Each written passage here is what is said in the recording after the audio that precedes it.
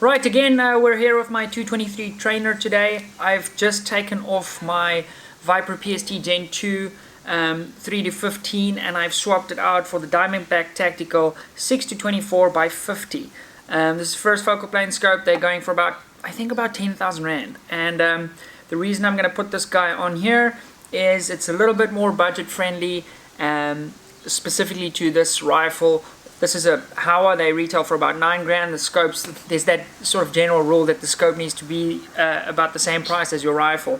And I think for this kind of setup it's great. Obviously the chassis makes this package a bit more expensive, but this is going to be a lovely little first focal plane scope for those guys that are looking to get into gong shoots with the new 6.5 Creed or something like that. It's a first focal plane reticle, so in other words the reticle increases as you zoom. Well, it doesn't actually increase, just in proportion it looks like it does. And the great thing about shooting first focal plane, guys, is your wind holes and everything are the same no matter which magnification you're on.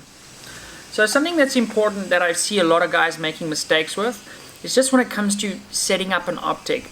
And the biggest thing I see people struggling with is when they're all the way on their 24 power, so in other words the highest magnification, they are fighting to find this eye relief because they're seeing black the whole time. So super important when you're setting up a scope like this. What I do, I go prone in my garage, I open up the garage door a little bit so that I can lie and look underneath, and I look across the road at my neighbor's front door. And my neighbor's front door's got this giant line down the middle.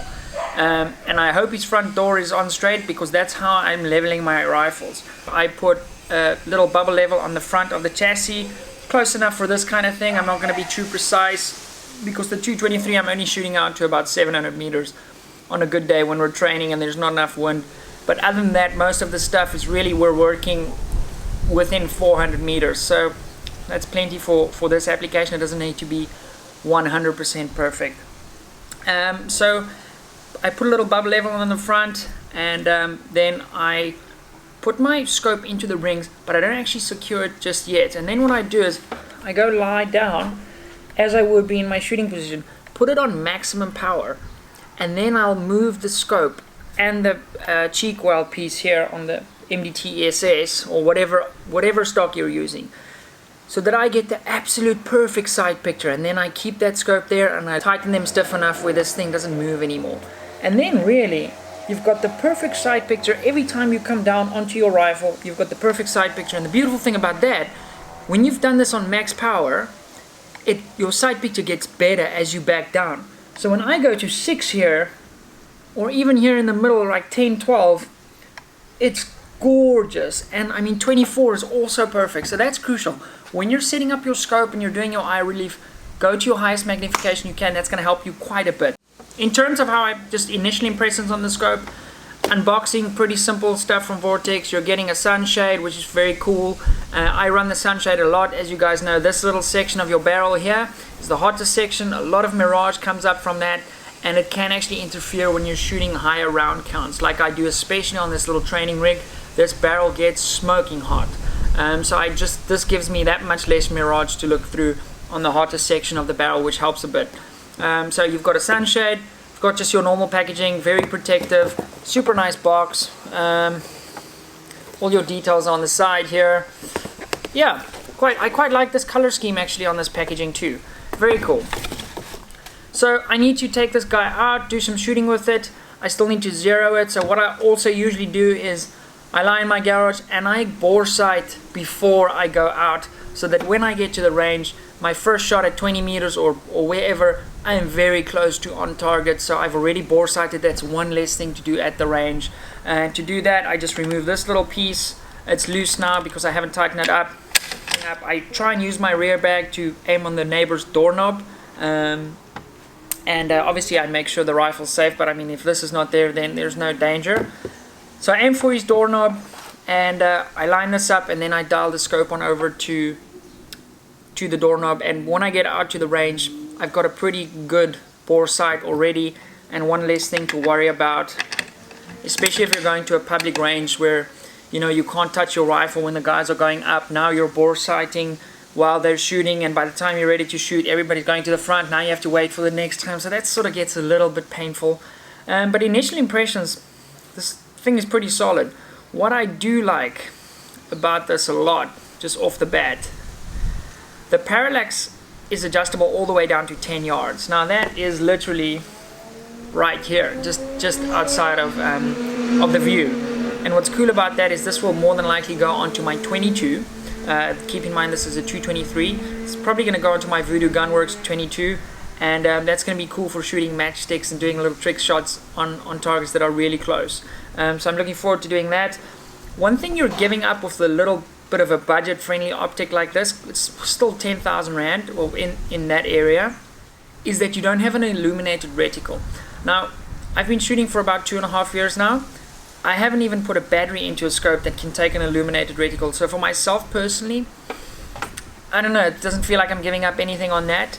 I know for the guys that are hunting, yes, you may want an illuminated reticle if you're shooting really early in the morning or as the sun's going down. That's going to help you with a little bit of a finer aiming point.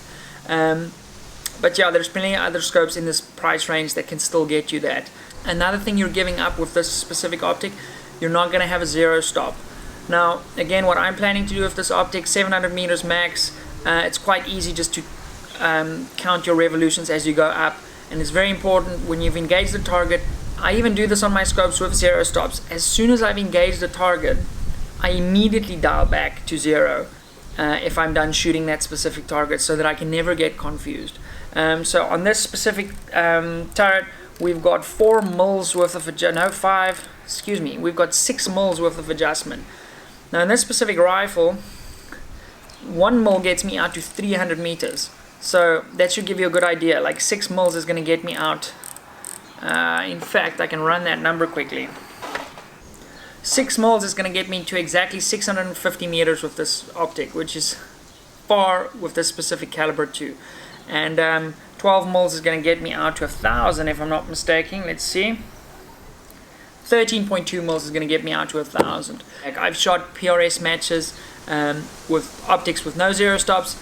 It hasn't been an issue for myself. So yeah, my initial impression is quite good. This is so smooth.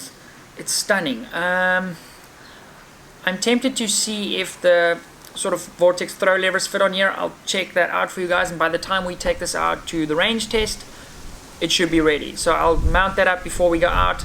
I'm probably going to take it out this weekend. So if you're lucky, if you're watching this on Thursday, Thursday would be the 15th of November. I'll probably go out shooting this Saturday if the weather plays along, and it's looking like it's going to.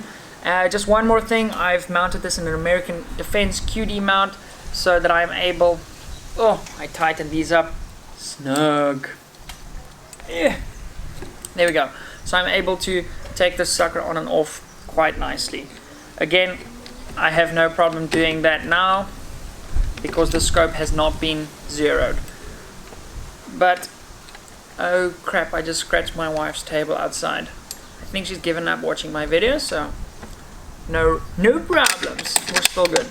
Yeah, I like this. It's very light also, by the way. It only weighs 24.6 ounces. And that in kilograms, my friends, is bling. So yeah, Diamondback Tactical, they're in stores now. Get one if you're on the fence. I'm quite happy. Right, another cool feature I quite like about this Diamondback Tactical, it's got the same reticle as I'm used to in my PST Gen 2. So the EBR2C reticle is the exact same reticle in this optic as I have in my PST Gen 2. So now, for example, I've got a match rifle with a PST Gen 2 5-25 on. I don't quite want to spend another I can't fork out the cash to buy another one of those for my training rifle. This is a great option. You'll get the same feel for your reticle. Everything's going to be the same minus the illumination and the zero stops, and the turret's slightly smaller, but functionality wise you're basically going to not feel the difference. Anyway guys, I'm excited to take this guy out to the range this weekend. I hope the weather plays along. It might be a scorcher. Then I'll try and get out there super early and do some shooting for you guys, and perhaps even test some low light conditions. So until we do that, overall happy. I don't think you're gonna go wrong, but if you want to hang around, I should have the other video out probably by next week Tuesday. Thanks for watching. I'll see you around.